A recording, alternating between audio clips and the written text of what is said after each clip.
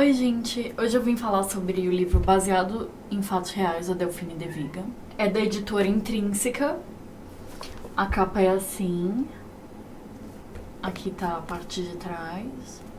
Aqui tá, sei lá, a guia. Acho que é assim que se fala, né?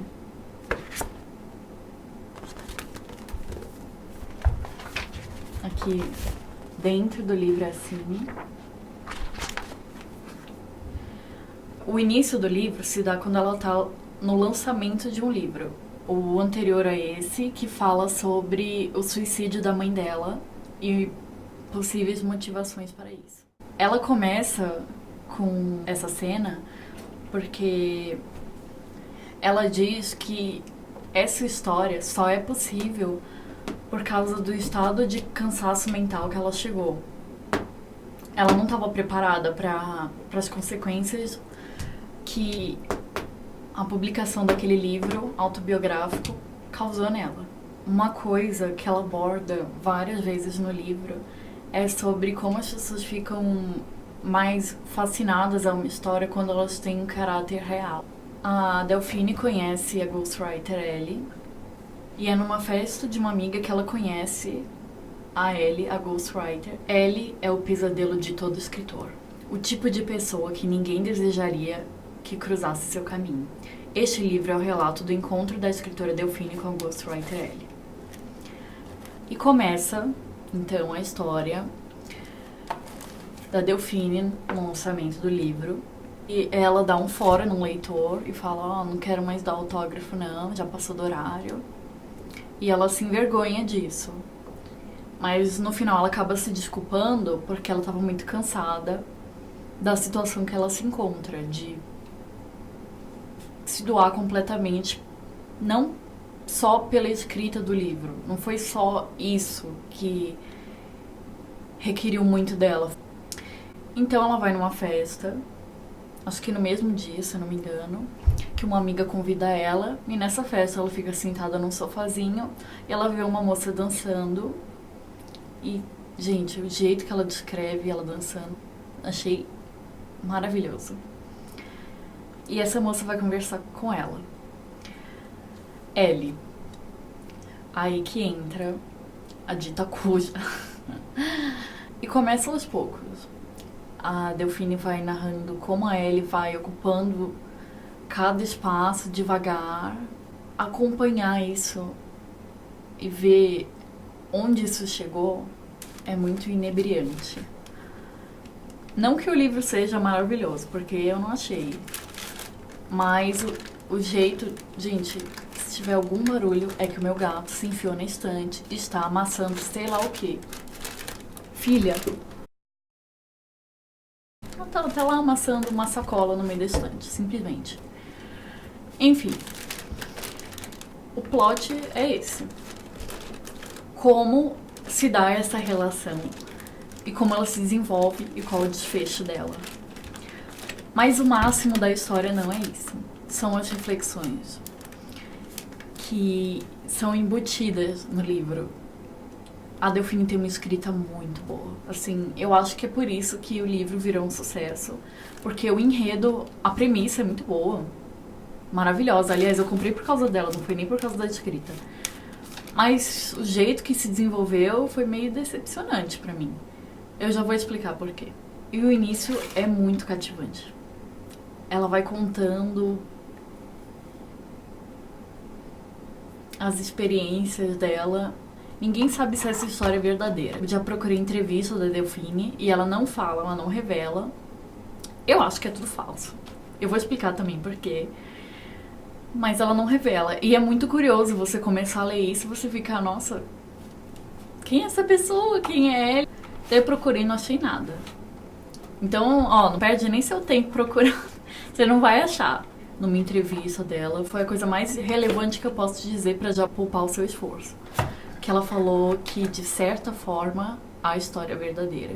E esse de certa forma já fala que a história não é verdadeira, entendeu? É só uma figura. O livro é uma grande figura sobre a invasão pessoal que os fãs fazem na vida dela. Ou essa confusão de esfera pública e privada, que eu acho que tem muito disso. Essa discussão é muito plausível. Porque As pessoas não têm limites, às vezes. Elas não têm limites. Mas enfim. Por que eu não gostei do enredo? E por que eu acho que é tudo falso? Simplesmente, eu acho que alguns questionamentos da Ellie só foram colocados propositalmente para Delphine responder. Porque algumas coisas não fazem sentido. A Ellie chega e fala pra ela, então, nossa, é uma história fictícia, as pessoas gostam de história real, elas não gostam disso daí que você tá inventando, que é tudo mentira. Elas sabem que é mentira, elas gostam de realidade, você não tá vendo?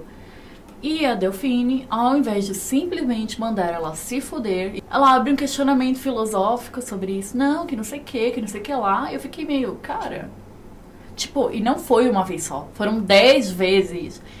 10 vezes eu já tinha mandado essa menina pastar. Eu fico, minha filha, o que é? Você tá doida? E daí que eu concluí que era tudo falso. Porque teve um fim muito narcisista. Apesar disso, eu achei que valeu a pena ser lido. Simplesmente por causa das discussões e simplesmente por causa da imagem dessa Ellie. Como ela se transforma. E pra mim foi o que chamou a atenção nesse livro. E uma coisa muito curiosa, que a Ellie, ela só fala alguma coisa de verdade quando é pra colocar esse conflito da realidade com a ficção. Ela não fala de nenhum outro assunto, só fala disso.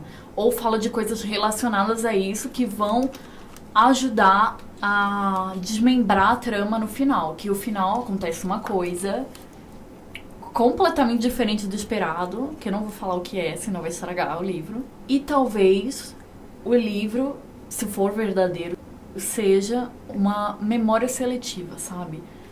A Ellie pode ter falado de vários assuntos, tanto que ela fala assim, Ellie tinha assuntos muito variados, as grosserias pariscenses, os chefes tiranos, os inquisidores e carrascos de todo tipo, as diferentes formas de somatização e sua ligação com a nossa época. O teletransporte humano era um de seus temas prediletos. Se partíssemos do princípio de que não somos nada além de um conjunto de átomos ligados uns aos outros, nenhuma lei fundamental da física nos impediria de viver junto se respeitássemos nosso respectivo perímetro. Além disso, nenhuma lei fundamental da física nos impediria, dali algumas centenas ou milhares de anos, de nos teletransportar de um ponto A um ponto B, da mesma maneira que hoje somos capazes de mandar uma foto ou uma música de maneira quase instantânea ao outro lado do mundo. Não foi a Ellie que falou isso, foi a Delphine que falou isso. Porque os diálogos da Ellie foram só sobre esse assunto. Não teve mais nada que a mulher falou que não seja disso. Ou coisas que vão ajudar você a entender quem é a Ellie no final. E tem umas coisas que não tem a ver com realidade de ficção, mas ainda assim parece que foi previamente selecionado. Ela contou isso. E claro, é um livro. Tudo é muito bem pensado. Mas aí fica a dúvida. Tem algumas partes do livro que eu amei. Mais uma vez, Ellie formulava as coisas exatamente como eu teria feito. Aquela sensação de querer parar o tempo. A luta vã para que o relógio pare um instante, ou para que as horas se estendam, ao menos um pouquinho. E aquela incredulidade por ter chegado ali. Ellie tinha razão. Era doloroso e maravilhoso. Tinha acontecido de uma vez só. Era vertiginoso. Restavam-me centenas de imagens e sensações que eu não queria perder, lembranças frágeis, já alteradas, que tinha que preservar. Lindo. Querem que você diga o que sempre tentou contornar. Querem saber do que você é feita, de onde você vem. Que violência provocou a escritora que você é. Eu achei lindo isso, de que violência provocou a escritora que você é. Apesar de que eu acho que a dor não é a única força criadora. Porque as pessoas falam muito disso, de que a tristeza é o que te impulsiona pra frente. E de verdade, eu não acho que a vida se resuma nisso, em tristeza e dor. Em uma época em que nada parecia funcionar, em que a sociedade em geral parecia imobilizada, em suspenso, as pessoas repetiam que algo funciona a cada segundo. Algo funciona a cada segundo. É isso, são as partes que eu gostei. Eu acho que vale a pena, é um livro que vale a pena ser lido. Eu parei de acreditar nela, daí não tinha mais graça. Mas enquanto eu acreditava, era muito bom, era maravilhoso. E eu comecei a me perguntar também, sabe, coisas banais que eu me interesso só porque é verdade. O que a verdade tem que qualquer outra coisa não tem. Enfim, gente, obrigada por ter assistido e eu encontro vocês na próxima.